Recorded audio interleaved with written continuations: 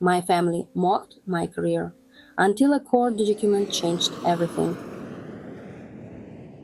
I never planned to tell the story, not because I was afraid of the truth, but because for a long time the truth felt unnecessary. Silence worked when you're the quiet one in a family. You learn early that staying unnoticed is often safer than being misunderstood. My name doesn't matter. It truly doesn't. What matters is the role I was given. I'm in my mid 30s now, but this story didn't begin recently. It began when I was a child, sitting at our kitchen table, watching how attention moved through the room. In my family, attention had weight. It was something you earned, or something you were born into. And my older brother Mark was born into it.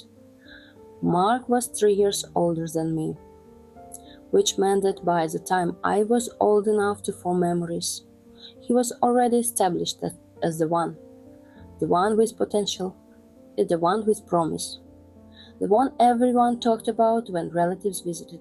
Mark is so smart. Mark is going places. Mark just needs a little support. That last sentence was repeated often. Support. It was always temporary. At least that's what they said. Temporary help with school. Temporary help with sports. Temporary help with confidence. And every form of help came with emotional investment. My parents watched him closely. They worried about him. They adjusted their lives around him. I watched all of that quietly, because no one ever worried about me. Teachers described me as self-sufficient. Family friends called me mature for my age. My parents said I was easy. Easy. At the time, I thought that meant I was doing something right. I wasn't causing problems. I wasn't demanding attention. I wasn't asking for money. I was convenient. There's a moment in childhood when you realize that love in your family isn't equal. It's conditional. Not in cruel, obvious ways, but in quiet, practical ones. When Mark forgot homework, my mom drove it to school. When I forgot homework, I learned to accept the consequences. When Mark struggled emotionally, there were conversations, long ones. When I struggled, my parents said, "You're strong, you'll be okay." That sentence would follow me for decades. I remember the day I moved out. I was 18. My room was packed into a few boxes. Clothes, books, a laptop I'd bought with my own savings.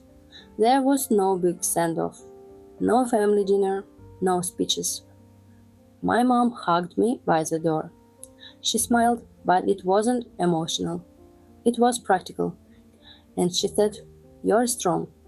You don't need us like Mark does." I nodded, because nodding was easier than asking what that really meant. Mark was still living at home at the time. They said he wasn't ready yet. No one asked if I was. I left with a calm expression and a knot in my chest I didn't yet know how to name. That was when adulthood started for me. Not the symbolic kind, the real one.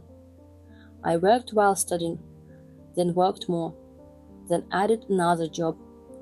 Not because I wanted extra money, but because I understood something instinctively. No one was coming to catch me if I fell. I learned how to budget before I learned how to rest. I learned how to calculate rent before I learned how to relax. And slowly, without realizing it, I learned how to disappear. Family dinners didn't change much. Mark would talk about his plans, his ideas, his frustrations. My parents listened closely and they asked questions. When it was my turn, the questions were simpler. "So, how's work? You managing okay? You'll figure it out." Always that phrase, "you'll figure it out." It sounds encouraging, but over time it feels like dismissal. I stopped sharing details, not dramatically, not consciously. I just edited myself.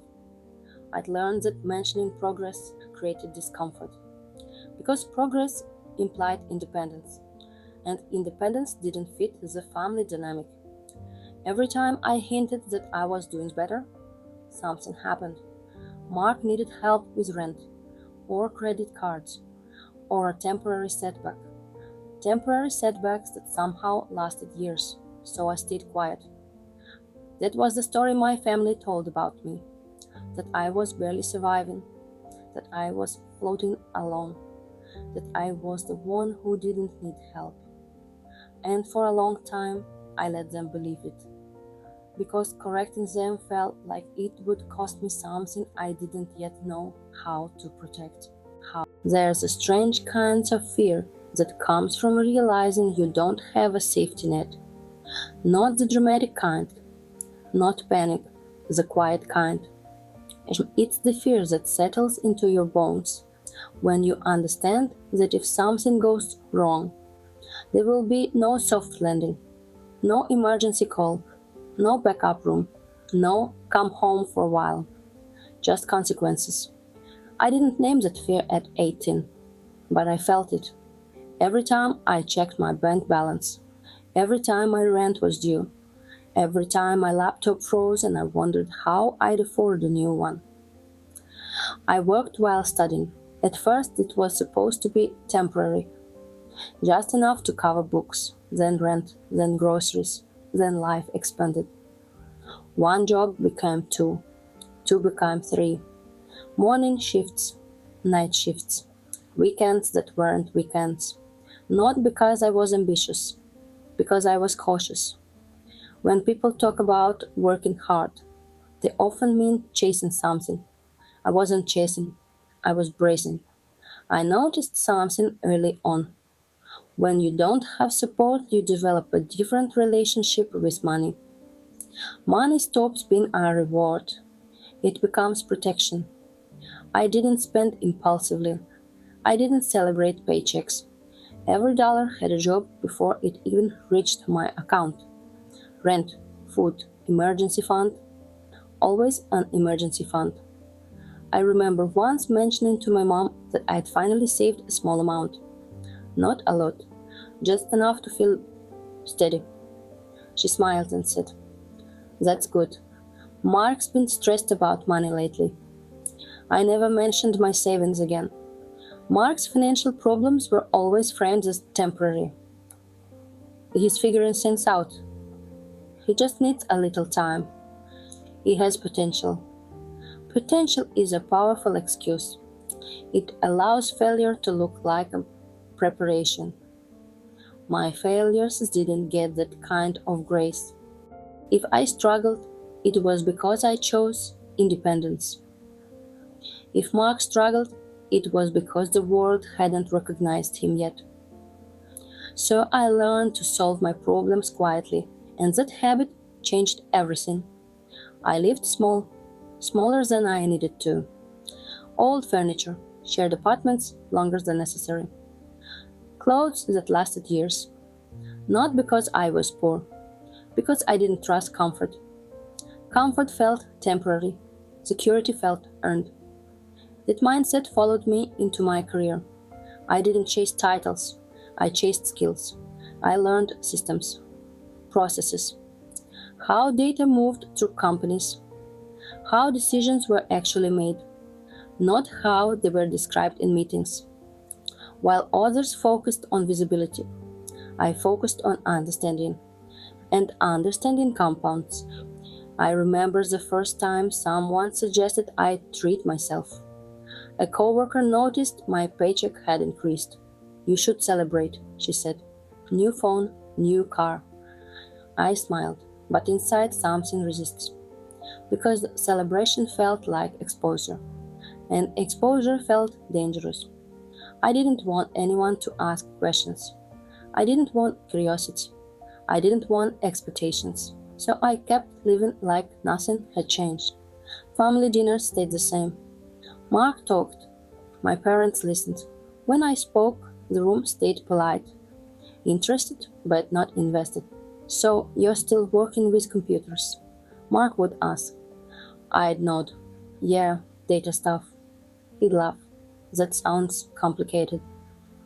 It wasn't complicated, it was just invisible. And invisible things don't trigger envy. I didn't resent them, that's important to say. For a long time, I didn't feel angry. I felt separate, like I existed outside the family narrative. They had a story about who I was, and correcting it didn't feel worth the effort, because I was learning something else.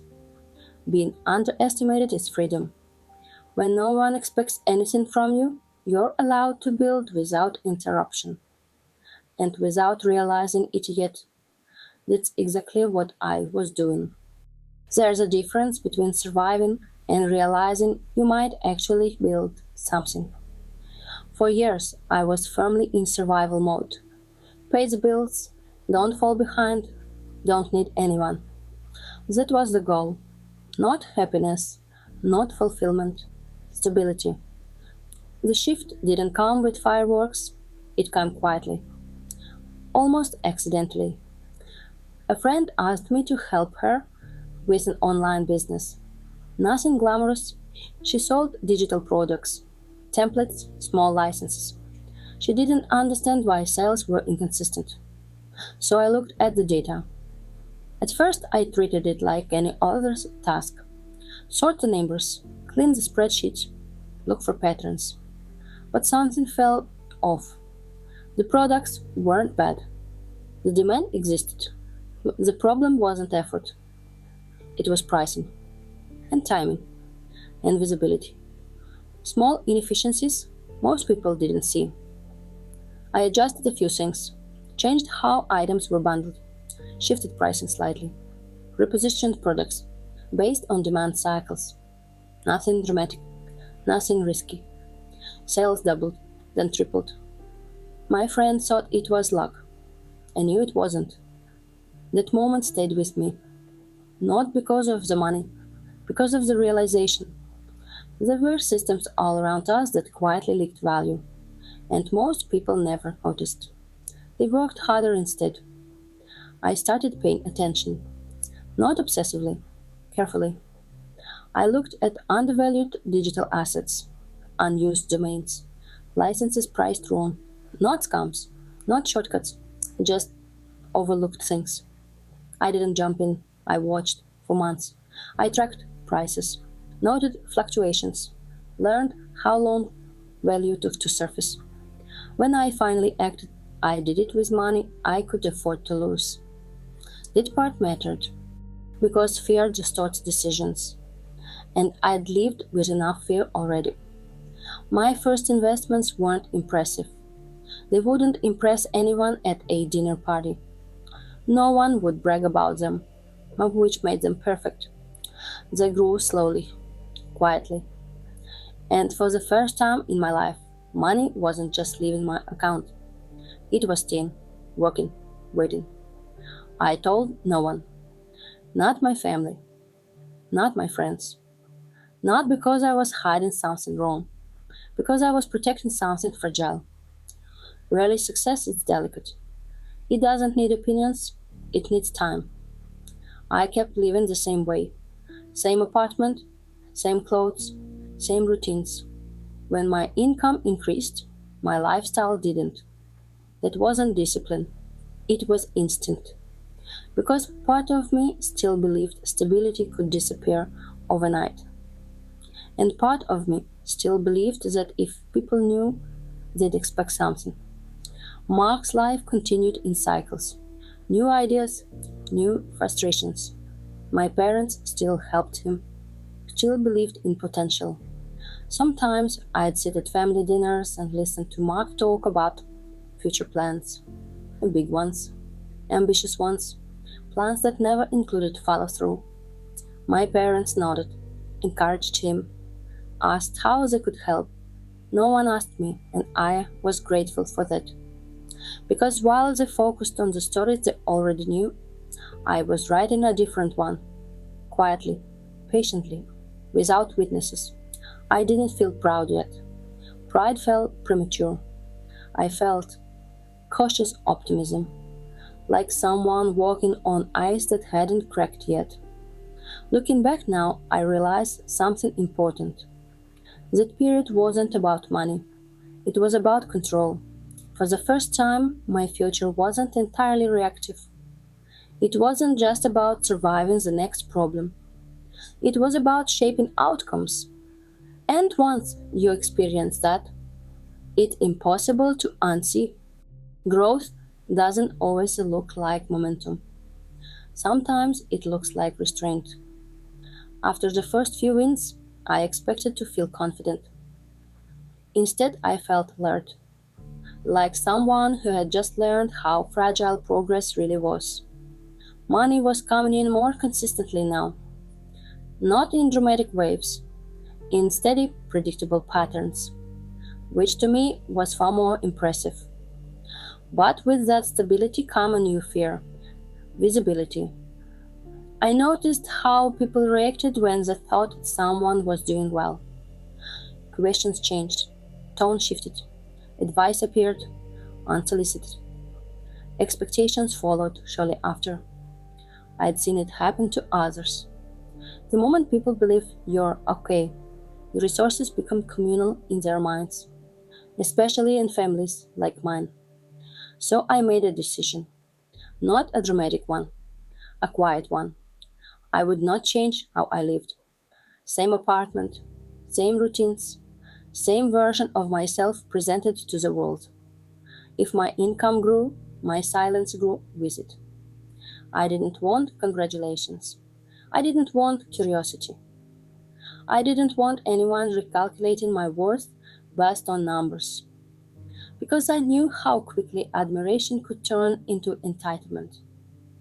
At work, people assumed I was comfortable, not successful. That was perfect. Comfortable doesn't threaten anyone. When coworkers talked about bonuses and upgrades, I listened. I smiled. I asked polite questions, and then I went home and reinvested. The years passed this way, quietly. I diversified. Slowly at first, then more confidently. Licenses, digital sticks, partnerships that didn't require my face or my story. Everything documented, everything in my name, everything boring. Boring is underrated. Boring doesn't draw attention. Boring survives audits. Boring holds up in court. My family noticed nothing, which confirmed something I had already suspected. That they weren't really looking. Mark's life continued to be loud. There were always stories, new opportunities, new frustrations. My parents remained involved. Emotionally, financially, they called it support.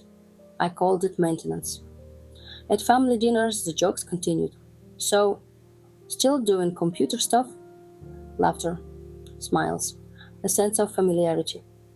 I learned to answer without giving information. Yeah, still busy. Busy was safe. Sometimes I wondered what would happen if I told them. Not everything, just enough. Enough to change how they saw me. But every time I imagined it, I saw the same outcome: shock, then recalculation, then request. So I stayed quiet. Not because I was afraid, because I was protecting something I had built alone. I didn't feel lonely in the way people imagine. I wasn't sad. I wasn't bitter. I felt contained, like my life existed inside boundaries I controlled. There's a strange peace in that, a peace that comes from knowing no one can take credit for what you've done, because no one even knows it exists. By the time I met my husband, this mindset was ingrained. I didn't talk about money. I didn't talk about assets. I talked about work, about stress, about normal things. He assumed what everyone else assumed, that I was dependent, that I was stable but not powerful. I didn't correct him, not because I was deceiving him, because I didn't believe my financial life needed witnesses.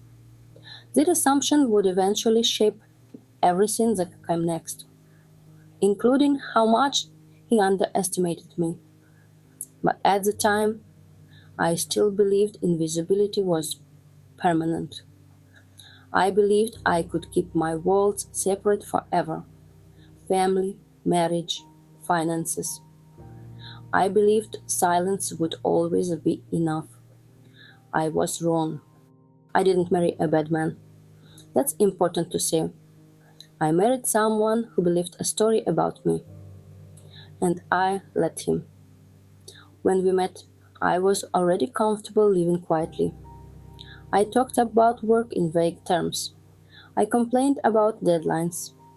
I joked about being bad with money, not dramatically, casually. The kind of self deprecation that makes people relax. He liked feeling needed. He liked paying for dinners, handling bills, being the responsible one. At first it felt generous, then it felt normal. When we moved in together, the financial roles settled naturally. At least that's how it looked from the outside. He managed the shared expenses. He tracked the joint account. He liked control framed as organization. I never argued, because I never depended on that account. Here's the thing about assumptions. Once someone believes them, they stop checking. He assumed I needed him financially. He assumed my independence was emotional, not practical. He assumed that without him, I'd struggle. And slowly, that assumption shaped the tone of our relationship. Disagreements changed, not in volume, in framing. We don't understand how finances work. Let me handle this. Trust me. I did trust him with the relationship, not with my security. I kept my assets separate, not secret, separate. There's a difference. Everything I owned was documented, every investment in my name, every structure legal, not hidden, just not shared. Because independence doesn't require disclosure. Over time, control crept in, not obvious, subtle. Questions about spending, comments about our future. When I disagreed, the tone changed. Not angry, patronizing. You don't see the bigger picture. That's when I understood something important. He didn't see me as an equal partner. He saw me as a dependent one. The marriage didn't end because of money, but one exposed everything. When things started falling apart, he assumed I'd panic, that I'd negotiate from fear, that I'd need protection. He didn't know I'd been protecting myself for years. The divorce process was tense, not dramatic, strategic. He expected leverage, he expected advantage, he expected compliance. And during mediation, his lawyer leaned back and said it out loud. She doesn't really have assets worth discussing. That sentence changed everything. I didn't react. I didn't smile. I didn't correct him.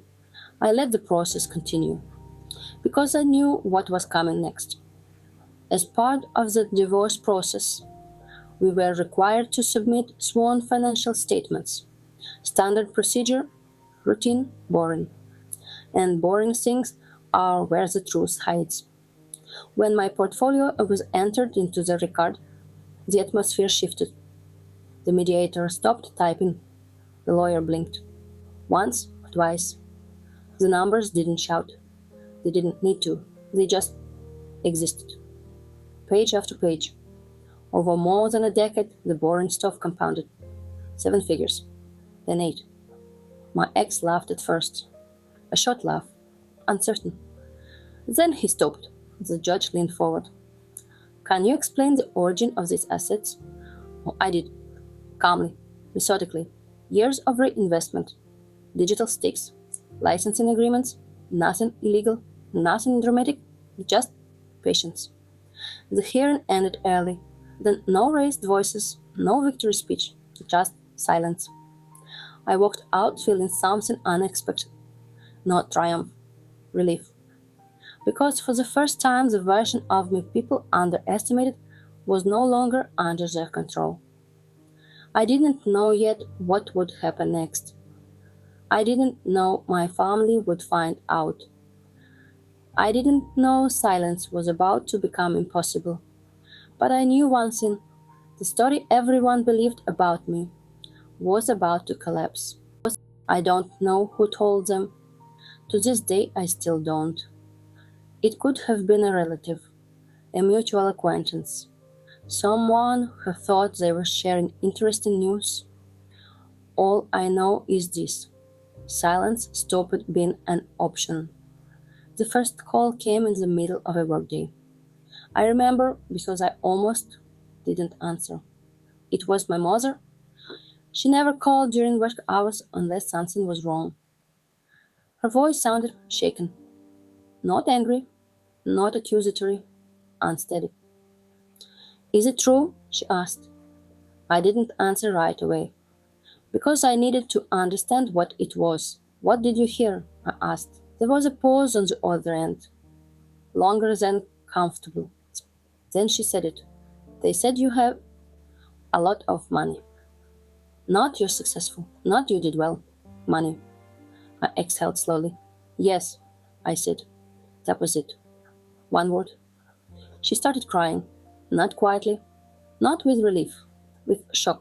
"Why didn't you tell us? We could have helped you. We're your family." Help. That word again. I didn't argue. I didn't explain. I just listened. Because the questions weren't really questions. They were calculations catching up.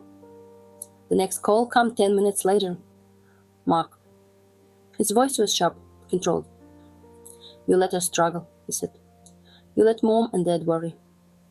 I said nothing. "So all those years," he continued, "you were just pretending?" Pretending. As if survival had been a performance. "You owe us," he said. There it was, that word again. "Owe." I told him calmly, "I don't owe you anything." The line went silent. Then he hung up. That evening my parents showed up at my door. No warning, no call ahead. I stood there for a moment before opening it, because I already knew something had shifted. They walked in slowly, looked around, not like guests, like inspectors. My mother touched the back of the couch, ran her fingers along the surface, softly, as if confirming something. "So this is where the money went," she said. "Not 'I'm proud of you,' not 'you did this on your own,' just inventory." They sat down. My father cleared his throat. "We didn't know," he said. That sentence carried weight, because it wasn't followed by an apology. My mother asked again why I hadn't told them. I told her the truth, because when the silence breaks, honesty is the only thing left. "I didn't want to change how you treated me," I said. She frowned. "We always treated you well." That hurt more than anger would have. Mark arrived late. He didn't sit down. He paced. He talked fast. Ideas. Opportunities. "Just a small loan," he said. 6 figures. For a business he hadn't started. My parents nodded like it was reasonable. I said no. The room went quiet. Not shocked, offended. My father leaned forward. "Well, after everything we've done for you." That sentence ended something in me. Not loudly, not dramatically, cleanly. I stood up, took a breath, and said something I had never said before. "You didn't do this." I did. I paid my own tuition, my own rent. I built this while you laughed at me, while you told me I didn't need help. No one interrupted. They just stared. As if I had broken a rule no one had ever admitted existed. The rule that said I was supposed to stay small. I was supposed to be grateful. I was supposed to be quiet. I asked them to leave. My voice didn't shake. That surprised me. After they left, my phone kept buzzing.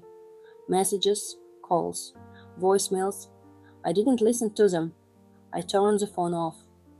That night, something strange happened. I slept deeply, without rehearsing conversations, without guilt. I didn't know yet what the aftermath would look like. I didn't know who I'd lose. I just knew this. The version of me that stayed silent to stay safe was gone. People rarely talked about what happens after you set boundaries. They talk about the confrontation, the dramatic moment, and the words that finally get said, but not the aftermath, not the quiet pressure, not the emotional negotiations. The weeks after I asked my family to leave were harder than the confrontation itself, because the confrontation was honest. What followed wasn't. At first, it looked like concern. Messages from my mother, soft ones. Why? Because I didn't sleep last night. I keep thinking about you. We just want to understand. Understanding sounded reasonable, but it wasn't what they wanted. They wanted access. Then came guilt. You know your father's health isn't great. Mark is really struggling. We never meant to hurt you. Never meaning to hurt someone doesn't undo the hurt. Mark's messages were different, sharper, more transactional.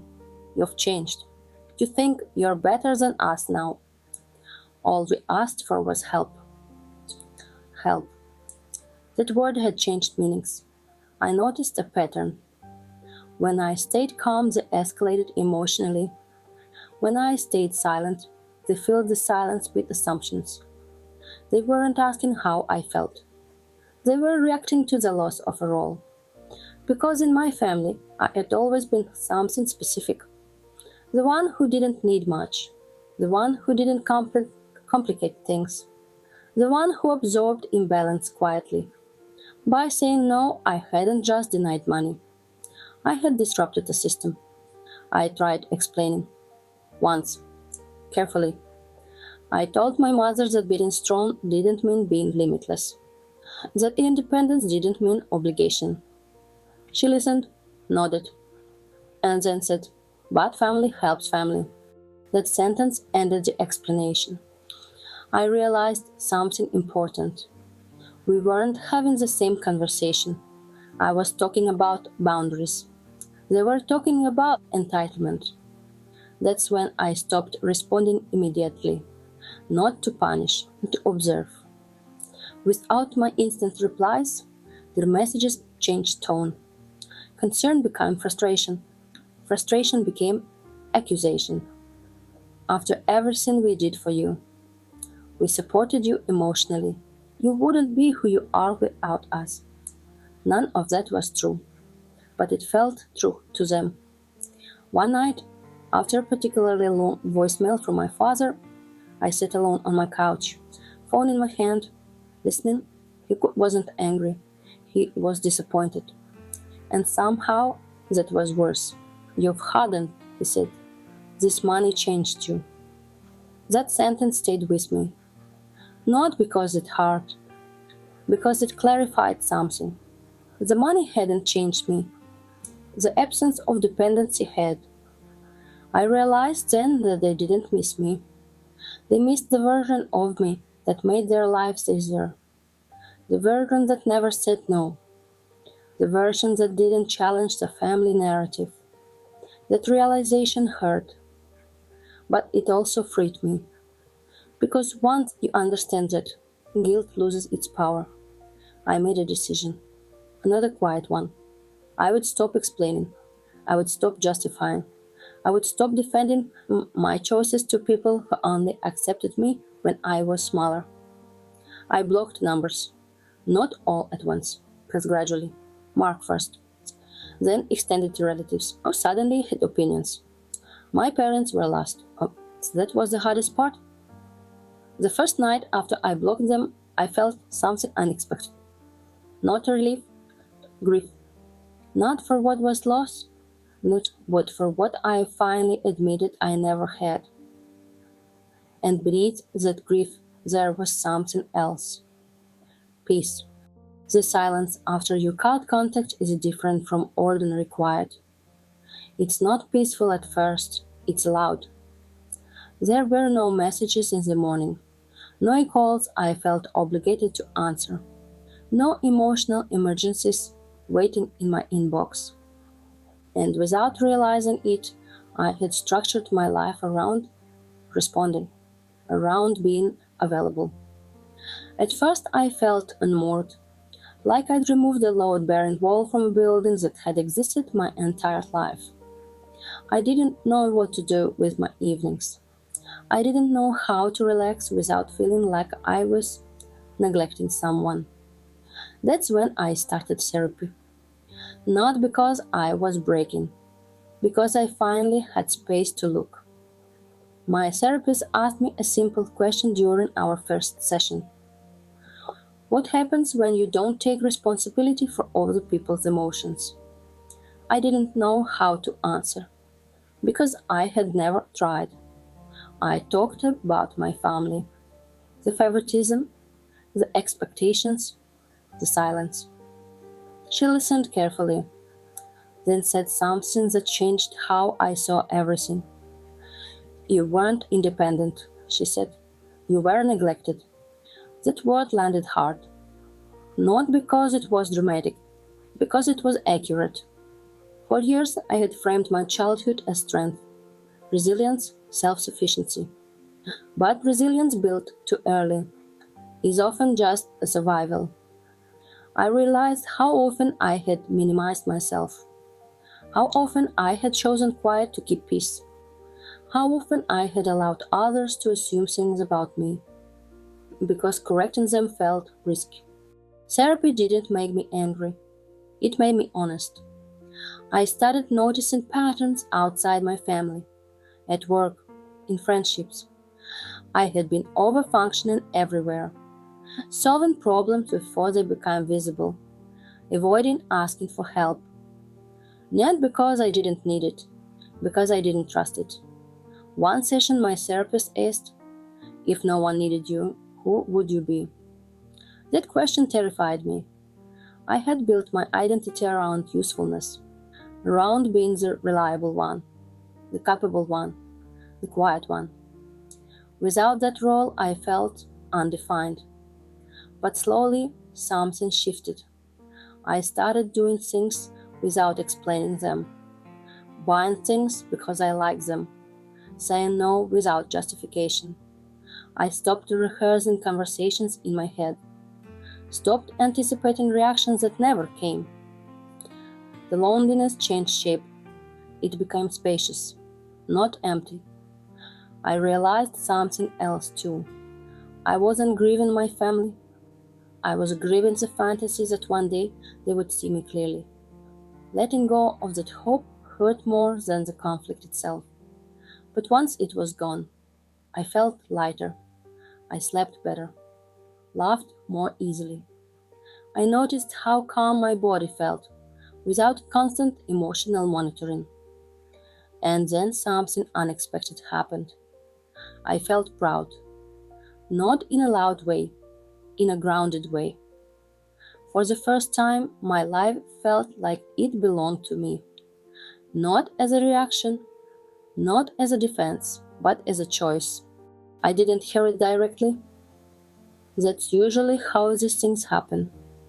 I heard it through someone else, a distant relative, a mutual acquaintance, someone who spoke carefully, like they weren't sure how much I already knew. They are saying you changed, they told me. That money made you cold. Cold. That was the word. Apparently, the story went like this. I got rich. I forgot where I came from. I turned my back on my family. Mark was struggling. My parents were worried. And I was selfish. At first, I felt the familiar pull, the instinct to explain, to clarify, to correct the narrative. Old habits die slowly. I imagined calling my mother, explaining context, explaining history, explaining everything. And then I realized something I had already explained many times, in many ways. They didn't misunderstand me. They disagreed with my boundaries. That's different. I learned something important in therapy around the time. When people benefit from your silence, your voice sounds like betrayal. To them, my independence wasn't neutral. It was an accusation. The word selfish started appearing more often, not to my face, behind my back. At first, it stung, because selfishness had always been the one thing I avoided. I had built my entire life around being reasonable, understanding, low maintenance. But then I looked at the pattern. When I had nothing, I was praised for being strong. When I had something, I was condemned for protecting it. That wasn't morality, that was convenience. I asked myself a hard question. If I gave them money, would the story change? The answer was obvious. No, it would just reset expectations. I imagined the future they wanted, loans that become obligations, help that become entitlement, support that was never enough. And I felt something settle in me, certainty. I stopped monitoring what they said about me, stopped asking mutual friends for updates, stopped defending myself in conversations where no one was listening. I let them have their version. There's a strange power in it, letting people be wrong about you. Because once you stop trying to be understood with those who benefit from misunderstanding you, you're free. I noticed how calm I felt when I didn't engage, how my nervous system no longer reacted to every rumor. I realized I wasn't angry anymore. I was done. Selfish. I turned the words over in my mind. Selfish. Concerned with self. For the first time in my life, that didn't sound like an insult. It sounded like balance. I had spent decades prioritizing everyone else's comfort at the expense of my own. Choosing myself wasn't cruelty, it was correction. And slowly the word lost its sting, because it no longer contradicted who I knew myself to be. People assume that after something like this, you feel victorious, like you won, that there's a clear ending. There isn't. What followed wasn't celebration, it was quiet, a different kind of quiet than before. Not silence born from suppression, silence born from alignment. My days became simpler, not emptier, simpler. I woke up without checking my phone for emergencies that weren't mine. I worked without carrying the emotional weight of people who resented my stability. I made decisions without imagining how they'd be received. For the first time, my life didn't feel like a negotiation. I still thought about my family. Of course I did. But the thoughts changed shape. They weren't urgent. They weren't sharp. They were distant, like memories from a place I no longer lived. I realized something important during a therapy session months later. I wasn't grieving the loss of my family. I was grieving the loss of a role.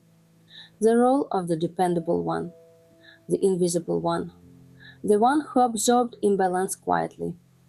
Letting go of that role felt like losing an identity, but keeping it would have meant losing myself. Mark never apologized. He didn't need to.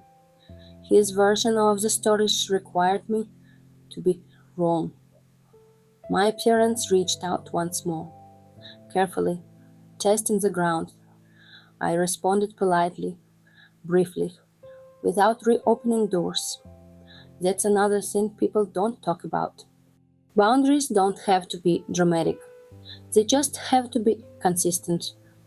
My life now isn't flashy. That surprises people when they find out. I still live comfortably. I still invest quietly. I still prefer boring over loud. But the difference is internal. I no longer feel the need to disappear to feel safe. I no longer confuse being needed with being loved. I've learned that being underestimated can be a gift, but only if you choose when to stop accepting it. Sometimes, late at night, I think about that courtroom moment, the stillness, the shift in the room, the realization that the version of me people dismissed had existed only in their minds. The truth didn't arrive gradually, it arrived all at once, and it didn't ask for permission. If you're listening to this and feel invisible in your own family, if you're the quiet one, the strong one, the one who never seems to need help, I want you to hear this clearly. Sometimes the quiet ones aren't behind, they're not failing, they're not lost, they're building. Carefully, out of sight. And one day, the truth shows up in a document, in a number, in a moment no one can talk over. You don't owe people access to what you built in silence. You don't owe explanations to those who benefited from your absence. And choosing yourself isn't selfish, it's honest. Edit. No, I didn't give them money. Yes, I'm still in therapy. And no, I don't regret choosing myself, not anymore. Some doors close quietly, some never really do. If this story felt close to home, there's another one waiting for you here. This is behind closed doors. Stay.